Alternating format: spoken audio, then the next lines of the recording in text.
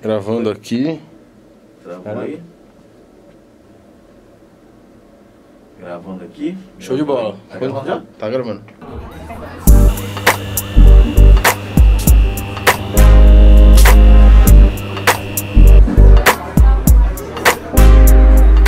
Uou! Bem-vindo ao Developers, o talk show da zoeira, do Master e todo mundo. E hoje aqui com a gente, cara do céu, a pessoa mais que demais das inteligências dos artificiais do Brasil e do World, cara. Ayrton Lopes. Ele é o quê? Ele é muita coisa. Ele é Data Science da Secretaria de Educação de São Paulo. Ele é palestrante. Ele é um dos organizadores do IA Brasil e do School of IA São Paulo. Ele é um semi-doutor, gente. É muita coisa, cara. Então, valeu, Ayrton, por estar aqui. Obrigado. Só alegria.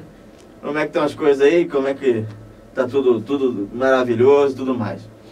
Bem, estamos planejando aí as ações para esse ano, né? E vendo aí como que a gente pode fazer para realmente fazer com que a inteligência artificial seja mais difundida e da maneira correta, né? Que as pessoas passem a entender isso como algo que vai beneficiar a vida delas e não uma Skynet que está vindo para dominar tudo, né? O pessoal nunca sabe o que é. Mas eu me faço a primeira pergunta para todo mundo, que é o seguinte: como é que você começou com isso? Como é que você começou a programar? De onde chegou essa parada? Não, tem que mexer com essa parada de TI aí. Então, eu ganhei um computador quando eu era muito guri, naquela época dos processadores K62, né? Um computador compact, inclusive ainda me lembro do primeiro dia que foram lá montar esse computador para mim. Eu fui afortunado porque o cara que foi montar esse computador para mim, ele gostava muito de jogos, principalmente jogos RTS, de estratégia, né? Que é algo que eu gosto bastante até hoje. E fuçando um pouquinho nesses jogos, a gente vai aprendendo a fazer uma coisa ou outra, algumas modificações, né? Cheguei a trabalhar um tempo com modificações de Tibia, etc. Sim. Então ainda bastante novo. Comecei a programar ali entre os 12 e 13 anos e não parei mais. É, fogo, né? Mas aí, tipo, você fez modificações de jogo e tudo mais, e da onde surgiu o interesse depois por inteligência artificial? Você começou a programar acadêmico, você começou a aprender você aprendeu sozinho, mas quais eram as suas primeiras linguagens de programação que você trabalhou? Então, é interessante porque, bem, você vem do mundo do PHP, né? Sim. Então o que eu mais programava nessa época era PHP. E, claro, estava aprendendo outras coisas, né? Passei no vestibular com 16 anos, então comecei a graduação bastante cedo também. E na graduação foi que eu tive a minha primeira experiência com o que era mineração de dados ainda, né? Então, aquela coisa básica ali de fazer agrupamento de dados, trabalhar com os primeiros classificadores, né? Que agora tem esse guarda-chuva aí da inteligência artificial, né? Então, meu primeiro contato realmente foi através ali da academia. Você pode ver que nesses anos aí, 2008, 2010, ainda era um assunto que estava muito na academia ainda, né? E é uma parada que, tipo, a gente sabe que não é de hoje. As pessoas falam, não, a inteligência artificial é a parada do momento, não sei o que lá. Mas não é. Na verdade, é mais um ciclo que a gente tem na TI, como todos os outros, como é o de chat e tudo mais. O de chat eu digo assim, porque a gente começou, vamos falar, com um chat mesmo, lá, Telnet, era escrito. Exato. Depois a gente foi para fala, né, telefone, não que o telefone tenha vindo antes, mas a gente queria implementar um telefone dentro do computador. E a gente conseguiu fazer. Depois foi para vídeo. Depois voltou para escrita. Que a gente voltou para rede social, que é escrita de novo. E depois você foi para áudio de novo, depois você foi para vídeo de novo, né, com o Skype, e agora você volta pro escrito de novo, que é o WhatsApp. E aí do WhatsApp você podia mandar áudio, que aí já evoluiu de novo para áudio. E agora vai ter alguma coisa nova para vídeo. E é isso. Não, é exatamente chamado isso. De vídeo agora, tipo, é sempre o ciclo. E a questão da inteligência artificial é a mesma coisa. Programação funcional é outra coisa. Então, como é que você vê isso? Tipo, hoje em dia fala, não, hoje em dia a gente pode trabalhar com inteligência artificial de verdade, porque a gente tem dados, era uma coisa que a gente não tinha quando a gente falava muito nisso. Exatamente. Quando a gente fala de inteligência artificial, a gente está falando do quê, né? A gente está falando de processamento estatístico, matemática computacional, basicamente, você que estudou isso, né? Exato. E essa matemática computacional, claro, ela tem a ver bastante com a questão do Big Data, né? Então nós estamos produzindo cada vez mais dados, nós temos dispositivos que estão deixando as pessoas cada vez mais conectadas, né? Então eu consigo fazer muito mais facilmente um sistema robusto aí de detecção de falhas, eu consigo fazer um sistema como o da Uber, por exemplo, de acompanhamento de vários carros e percursos diferentes, coisas coisas que anteriormente já se faziam em algum ponto. Eu já conseguia verificar a localização de um caminhão de entrega, por exemplo, mas eu conseguia fazer isso em caso a caso, né?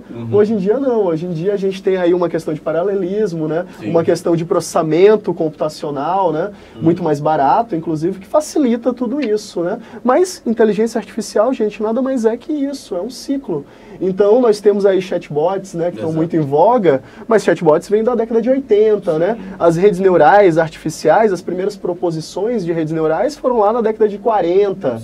Então, quer dizer, não é novo. O que nós temos de novo em inteligência artificial se baseia aí no trabalho desses gigantes, né? E aí, onde veio seu interesse por isso? Na faculdade você falou que mexia, ela já fazia seus pequenos modelinhos e tal. Isso. E tipo, hoje em dia você só trabalha com isso. O que mudou, né? O que mudou, tipo, agora vai. E é exatamente isso, que tem alguns momentos, isso na carreira de um cientista de dados, primeiro que é uma profissão muito recente, aqui a nível de Brasil, né? Então, basicamente, o que aconteceu? Ali nos idos de 2008, quando eu entrei na universidade, eu entrei num curso que não existia. E todo mundo que já teve essa experiência sabe bem como é que é. A estrutura é totalmente faltante, né? Matérias aleatórias, está se encaixando ainda a grade, né? Então, o que aconteceu? Eu tive um professor muito bom de matemática discreta, que normalmente é uma matéria um pouco chata para quem faz engenharia, né? Até para quem faz matemática. Porque... A parte boa que eu não tive que fazer. Tem a ver muito com lógica, né? E para o que posteriormente eu fiz na minha vida, eu tenho muito que agradecer a isso, né? Então, basicamente, o que aconteceu? Esse professor, ele tinha um interesse em trabalhar com lógica, em trabalhar com matemática discreta, mas isso inferindo aí fatores humanos. A gente começou a trabalhar com os fatores personalidade e liderança por meio de algoritmos. Então, basicamente, eu fiz um trabalho onde a gente classificava pessoas, seja numa sala de aula, seja num grupo de trabalho, e a gente conseguia dividir os melhores grupos para determinadas tarefas aí. Então, a gente conseguia botar um líder em cada grupo, conseguia tirar pessoas muito parecidas entre si, porque descobriu-se que elas não colaboravam muito, esse tipo de coisa. E a partir daí o mundo meio que se abriu, porque eu comecei a viajar, comecei a ver que tinham outras pessoas que também faziam esse tipo de trabalho, né? Que eu não estava sozinho no mundo.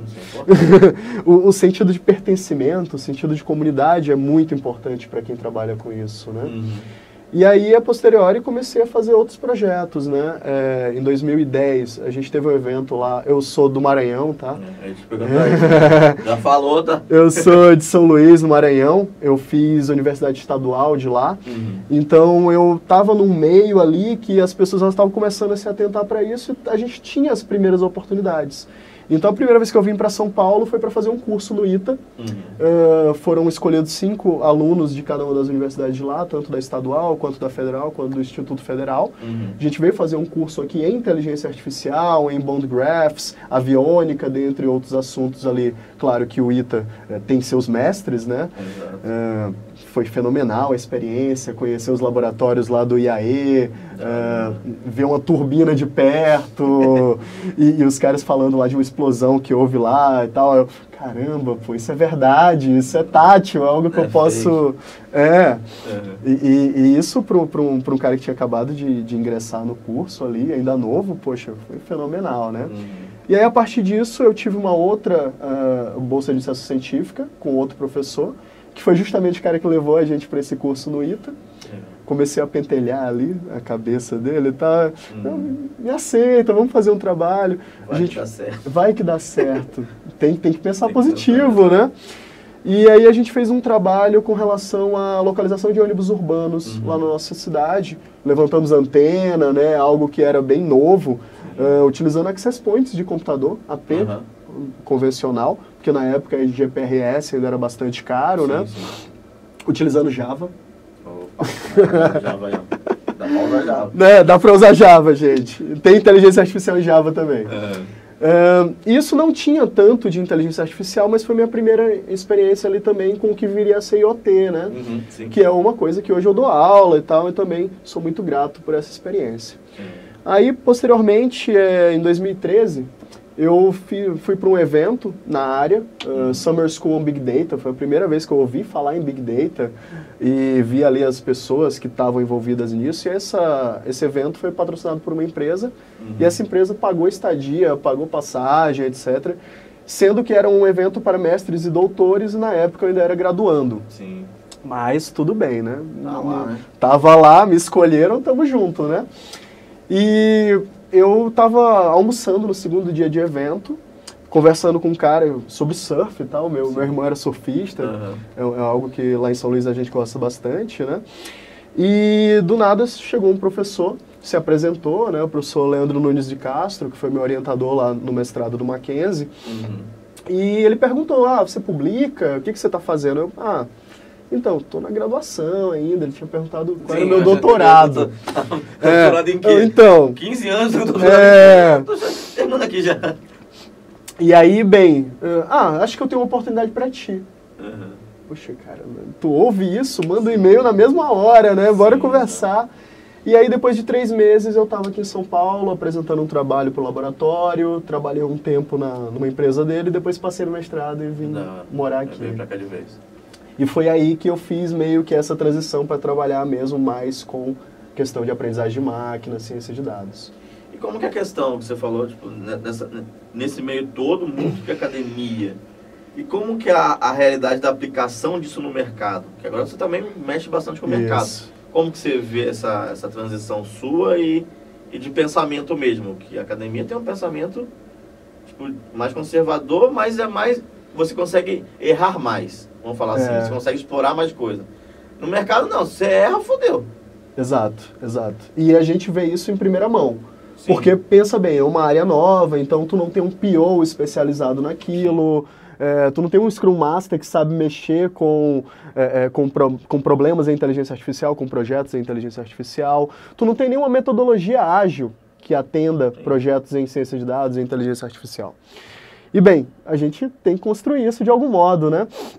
Então, logo quando eu saí do mestrado, eu fiz um mestrado em conjunto com o pessoal lá de Campinas, do Centro Renato Archer. A gente fez um classificador de expressão de gênero. Basicamente, a gente conseguia descobrir se a pessoa era um homem ou mulher baseado no que ela escrevia em mídia social. E isso foi utilizado pelo pessoal da Polícia Federal na época das Olimpíadas, né? Junto com outros classificadores, com o trabalho de outros pesquisadores. E aí, a partir disso, né, eu vi que não dava mais para continuar por uma série de coisas, né? O instante no país era meio conturbado para quem trabalhava com ciência, né? Não sei se vocês se lembram, mas tiveram vários cortes de bolsas, etc. E aí, poxa, eu estava me preparando para fazer o doutorado, e de repente começa a cortar bolsa. O que eu vou fazer da minha vida, né? Acho que todo mundo tem um momento desse, né? E aí pensei com meus botões, né? Poxa, vamos ver o que tem na área, né? Tentei trabalhar numa transportadora, acabou não dando certo, não era o perfil que eles queria alguém com um perfil mais matemático. E aí foi que eu comecei a sacar, poxa, tem 3 perfis aqui. Tem o cara que é mais analista de dados mesmo, tem o cara que é mais engenheiro de dados, que ele vai estar trabalhando ali com a questão do pipeline, como que eu transformo esse algoritmo aqui em uma rotina automatizada, em algo que vai ser consumido, né? E tem o cientista de dados, que foi onde eu mais me identifiquei, o cara que vai estar trabalhando nos algoritmos, vai estar resolvendo os problemas ali junto com o pessoal de negócio, né? E aí procurei esse meu professor novamente e tal. Ele me ajudou muito, porque eu trabalhei com ele como gerente de processos e projetos numa empresa dele, que é a Exxon Data, é uma empresa já em inteligência artificial.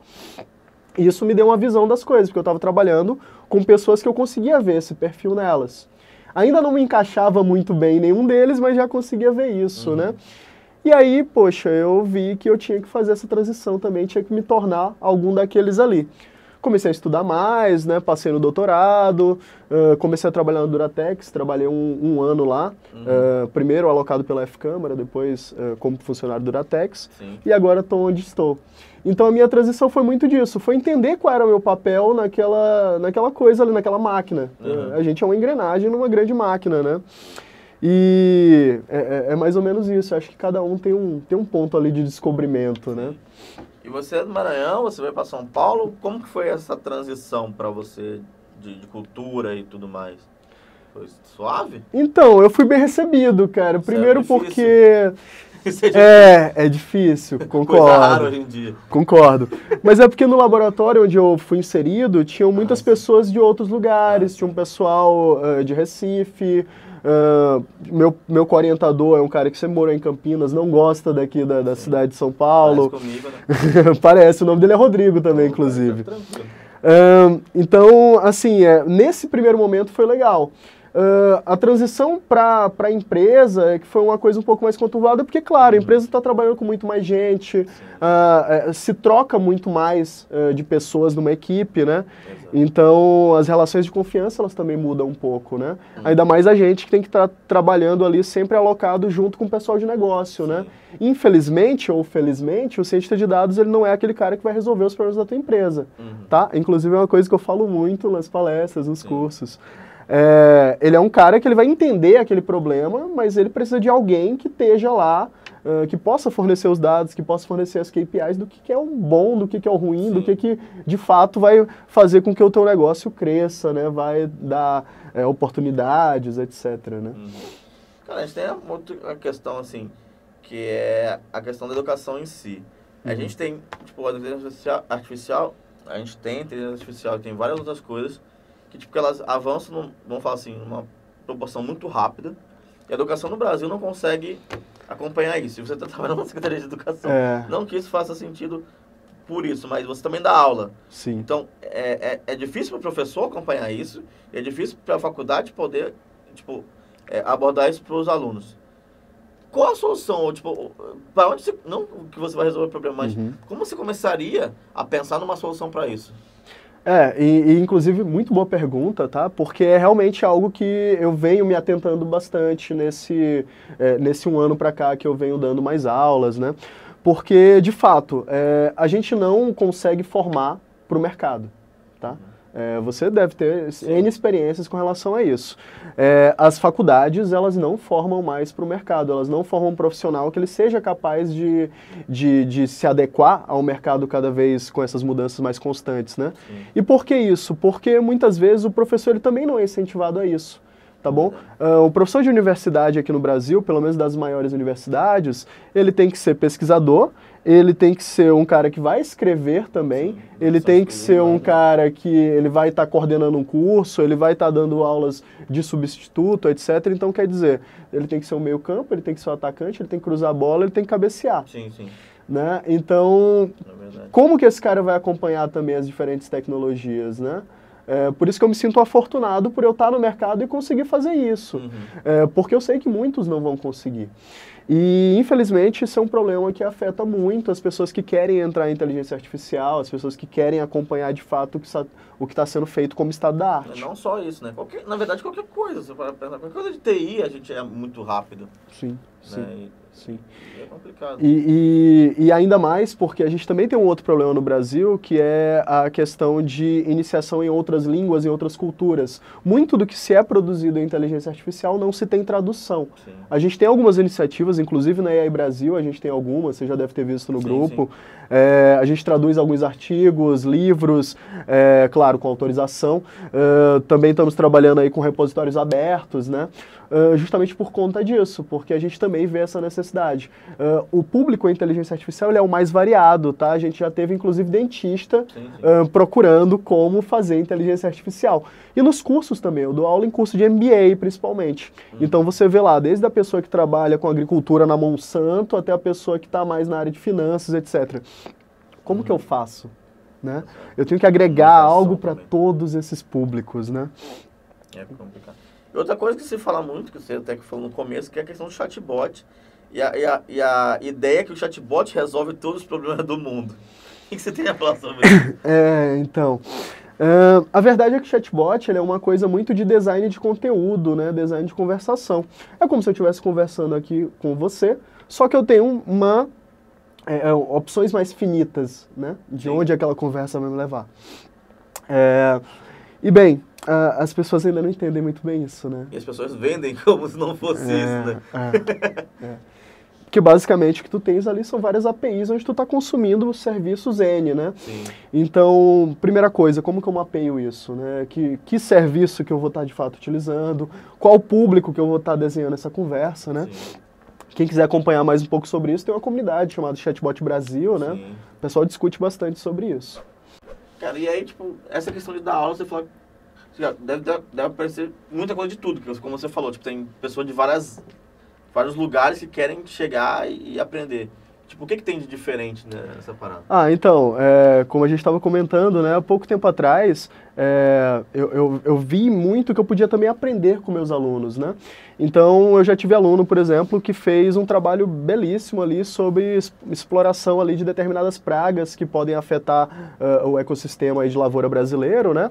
E detecção dessas pragas em um estágio inicial ainda para se fazer um tratamento, né? A gente tem outras coisas aí, já vi o pessoal tentando aplicar isso em jogos e tal. Então, assim, são coisas que eu não teria trabalhado se não fossem meus alunos, né? Se eu não tivesse visto ali ao vivo e a cores, né? E a inteligência artificial, ela tem muito disso. E por isso que a gente abre esses canais de comunicação, como a School of AI, como o AI Brasil, porque é tanta coisa que não tem como você conhecer todas as técnicas, como você ser bom em tudo. Eu, por exemplo, eu sou uma pessoa que eu não explorei muito visão computacional, não trabalhei muito com câmeras, imagens, etc. É algo que eu tenho explorado mais agora. Eu tenho um amigo que começou por lá, hoje em dia é engenheiro somente de visão computacional. E essa é a beleza da coisa, entendeu? É tu realmente estares trabalhando com algo que pode ser modificado e que você não vai ter o mesmo trabalho sempre. Todo lugar que eu entro é uma nova experiência, toda turma que eu leciono é uma nova experiência. E é isso que eu acho do caralho em inteligência artificial. Aí você tocou num ponto bem legal, que é tipo assim, que aí surge uma pergunta em cima disso, que é, você tem vários players fazendo tipo coisas para automatizar a inteligência artificial, né? Então você tem Google, você tem Microsoft, você tem IBM, você tem várias outras empresas que trabalham nesse sentido, a própria Amazon. E aí você tem as pessoas que só navegam nisso, as pessoas que não são, vamos falar assim, a pessoa que estuda o algoritmo de verdade, que sabe o que aquilo está fazendo. Sim. São os consumidores dessas APIs cognitivas, desses serviços cognitivos. Até quando né? isso é bom e até quando isso é ruim? É bom porque você está fazendo com que a minha tarefa ali do engenheiro de machine learning, do cientista de dados, ela seja um pouco mais tranquila, né? Por exemplo, hoje em dia eu não preciso mais ficar fazendo processamento de linguagem natural. Sim. Eu pego um serviço ali como Dialogflow ou então o Microsoft Bot Framework, eu embedo ali no meu bot, etc. E eu consigo fazer um fluxo bom utilizando serviços que já estão ali predispostos, né? Porque entenda, fazer um serviço de chatbot do zero é uma coisa inviável para determinadas empresas e não tem porquê. Exato, a gente fazia isso que a gente tinha que fazer. Antigamente a gente fazia um comando que a pessoa responde. Hoje em dia você já tem processamento de linguagem natural, você não precisa fazer isso. Exato, exato. E ele finge que entende, aí você finge que funciona, tá show. Algumas coisas em visão computacional também, por exemplo, contagem de pessoas, que é uma coisa que em quase todas as plataformas tu tem um serviço que possa fazer isso, né? Um visual recognition, etc, né? E por que isso? Porque, poxa, eu não preciso mais sentar ali na frente do meu computador e ficar treinando com N imagens diferentes para poder dizer que aquilo ali é uma pessoa, que aquilo ali é um gato, que aquilo ali é um cachorro, né? Sim. Então, quer dizer, para algumas coisas é louvável, é ótimo, vocês vieram para ajudar no meu trabalho. Mas para outras é aquela coisa, será que a pessoa ela realmente está entendendo o que está ali por trás? Ela pode se considerar um desenvolvedor em inteligência artificial? Entendeu? Que essa questão que a gente tem com os frameworks, uma das coisas... Assim, se a gente for botar linguagem, é a mesma coisa que tem. Agora, por exemplo, um framework de desenvolvimento, como um TensorFlow, como um Keras, etc., que hoje em dia são coqueluches aí de quem quer aprender uma coisa um pouco mais especializada, que seria uma aprendizagem profunda, né? Poxa, são frameworks sensacionais, entendeu? Quer dizer, tu continuas programando muito, mas tu tem bibliotecas ali que facilitam tu trabalhar com vetores, trabalhar com matrizes, questão de arrays dinâmicos, que pode ser uma coisa um pouco complicada no início, né? Então, quer dizer, veio para facilitar também o estudo da inteligência artificial. Por isso que eu acredito aí que seja benéfico, sim, e dá para conviver com esses dois perfis aí de profissionais tranquilamente. Conheço equipes que têm um paralelo muito legal entre esses tipos de profissionais, tá? Então, a grande maioria dos casos aí vem sendo de usos positivos da tecnologia. Mas é engraçado para você ver a questão da inteligência artificial, para você entender como é que umas equações bostas matemáticas se tornam uma parada muito muito utilizável, né? E assim, é tudo matemática, né? Então, a primeira coisa que eu falo, você que quer trabalhar com inteligência artificial, quer entender melhor isso, poxa, tem um certo domínio ali de matemática. Eu sei que as aulas de cálculo podem ser difíceis, para mim foram também. Eu fui entender muito depois que eu estava ali no mestrado, entrando no doutorado, entendeu? Por quê? Porque eu tive a necessidade. E a verdade é essa, gente, a gente só aprende com a necessidade, né? Então você tem que ir lá e criar seus próprios problemas. Quero entender como é que funciona o Visual Recognition, poxa, faço o reconhecimento da minha própria face, é um negócio que sai em 1, 2 dias, tá? Sim. Mas você vai aprender, poxa, eu vou aprender como é que eu trato uma imagem, como é que essa imagem vai ser lida pelo meu algoritmo, como é que eu faço a identificação dos meus pixels, dentre outras coisas, né? E aí, tipo, você tá entrando nessa questão do doutorado agora, e as pessoas falam, pô, a questão do doutorado é só para quem quer dar aula, e você consegue aplicar isso aí na vida real. É porque o doutorado, na verdade, gente, ele tem muito a ver com a construção de conhecimento novo. Então, de fato, o doutorado é a tua contribuição para uma determinada área. Eu me identifico muito sempre com as questões humanas, né? Então, se alguém for olhar meus trabalhos, tanto de TCC quanto de dissertação, eles foram muito voltados para essa questão de analisar comportamento humano e inferir aquilo ali numa forma matemática, né? E agora, eu quero utilizar isso, mas eu quero utilizar isso para uma área, né? Então, eu fui para a educação. Eu estou querendo saber agora o que podem ser boas práticas ali para a educação. Estou estudando também um pouquinho sobre a respeito de evasão escolar, o que leva um estudante a abandonar a escola, né? Como que a gente pode identificar isso de uma maneira mais rápida e estar de fato atuando. É um dos nossos trabalhos lá na Secretaria da Educação. Trabalhamos também com cálculos diversos, né? E eu acredito que isso possa me ajudar também no doutorado. Então, assim, não é só para ser professor, né? Eu acho que é apenas um dos caminhos, né? Mas eu acredito muito também que a educação brasileira ela vai mudar. Nós estamos vendo aí a proliferação das plataformas educacionais, né? Coursera, Udemy, etc. A gente vê profissionais muito bem qualificados, sem passar por bancos de instituições formais, né? Então eu acredito que aos poucos a universidade ela vai se transformar junto com essas tecnologias. Agora voltando um pouco lá na questão da inteligência artificial e a questão da resolução de todos os problemas. Então, um problema, por exemplo, que é muito comum, ainda mais no processamento de linguagem natural, é a questão do sarcasmo, de não conseguir entender sarcasmo. Como é que você vê, tipo, que tem pessoas que querem resolver tudo, como eu falei, e, tipo, não tem como resolver, tipo, certo tipo de coisa. É muito bom isso, porque, assim, sarcasmo e ironia, que também é outra coisa extremamente complicada para o sistema de processamento de linguagem natural, eles têm muito a ver com a empatia humana. Eles têm muito a ver com como você se identifica como humano e como você identifica a linguagem dos outros. Então, cara, a partir do momento que a gente não tem ainda um dataset volumoso sobre isso, a gente não entende direito o que é empatia, esses problemas aí também, eles ficarão um pouco sem solução, tá? Claro que algumas coisas dá para você saber. Você tem alguns dicionários de palavras que são mais utilizadas quando a pessoa está sendo irônica, esse tipo de coisa. Mas ainda não são técnicas realmente que te dão uma acurácia tão grande assim para esse tipo de problema. Boa pergunta. Cara, agora sobre a questão de comunidade. Você falou que tipo, é importante ter a Brasil, é importante ter o Chatbot Brasil e todas as outras comunidades. Como vocês fazem o entrelace, já que inteligência artificial é uma coisa que abrange tantas áreas, com as outras comunidades? Vocês fazem algum trabalho disso? Sim, a gente tem participado muito ativamente de outras comunidades, citando aí, por exemplo, a Developers BR, o pessoal que atua mais com tecnologias Microsoft, né? Já participamos de eventos em conjunto com eles. O Nerdzão, que agora está fazendo os eventos na F-Câmara, também já fizemos um evento junto com eles. Fizemos vários anteriormente, né, em outros anos aí.